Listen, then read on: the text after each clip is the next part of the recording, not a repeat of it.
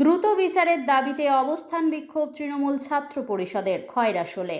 আরজি করের তরুণী চিকিৎসককে নৃশংসভাবে খুনের ঘটনায় দেশজুড়ে প্রতিবাদ ও ন্যায় বিচারের দাবিতে আন্দোলনে উত্তপ্ত। মিছিল, মিটিং, পথসভা, অবস্থান বিক্ষোভ থেকে শুরু করে রাত দখল ইত্যাদি কর্মসূচির মাধ্যমে প্রতিবাদে সোচ্চার বিভিন্ন রাজনৈতিক সহ অন্যান্য সংগঠনগুলো। অনুরূপ উক্ত ঘটনার দ্রুত বিচার, সর্বোচ্চ শাস্তি, ধর্ষণ ও খুনের ঘটনা সংক্রান্ত আইন পরিবর্তন এবং বিজেপির বাংলা বিরোধী চক্রান্তের প্রতিবাদ ও ন্যায় বিচারের দাবিতে শুক্রবার 30শে অগস্ট খয়রাশোল ব্লক তৃণমূল ছাত্র পরিষদ ইউনিটের তরফে লোকপুর থানার খয়রাশোল শৈলজানন্দ ফাল্গুনী স্মৃতি মহাবিদ্যালয়ের কলেজ গেটে অবস্থান বিক্ষোভ প্রদর্শন করে। বিরোধী দলগুলি যেভাবে ঘোলা জলে মাছ ধরতে মিছিল থেকে শুরু করে কর্মনাশা বাংলা বন্ধ ডেকে রাজ্যকে অশান্ত করতে চাইছে বলে তীব্র প্রতিবাদ করেন স্লোগানের মাধ্যমে। অবস্থান বিক্ষোভ কর্মসূচিতে নেতৃত্ব দেন খয়রাশোল ব্লক ছাত্রনেতা শেখ জন সহ মহাবিদ্যালয়ের অন্যান্য ছাত্রছাত্রীরা। অবস্থান বিক্ষোভ কর্মসূচিকে সমর্থন জানিয়ে তাদের পাশে দাঁড়ান স্থানীয় মহাবিদ্যালয়ের অধ্যাপক অধ্যাপিকাগণ।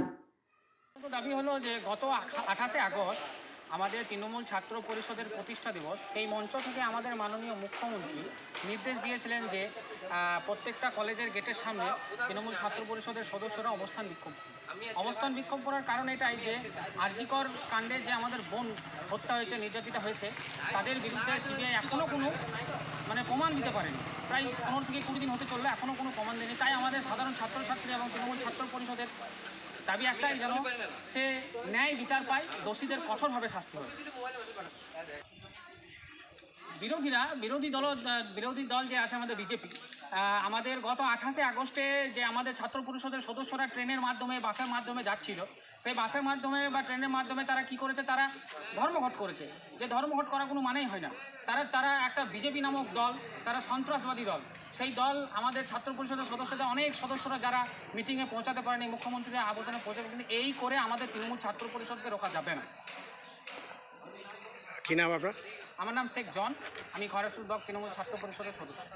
আমরা তার প্রতি সমবেদনা, সহানুভূতি ছাড়া কিছুই জানাতে পারি না।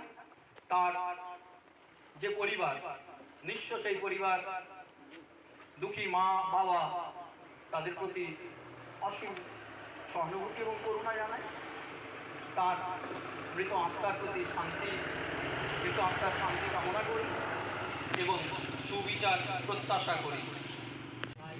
এই তিলোত্তমার আত্মবলিদানের মধ্য দিয়ে শুধু বাংলা নয়, ভারতবর্ষের সমস্ত স্তরের মানুষ, বিশেষত ছাত্রছাত্রীদের যে বিবেক চৈতন্য জাগ্রত হয়েছে, তারা মানবিক দিক থেকে, নৈতিকতার দিক থেকে নিজেদেরকে সচেতন করুক।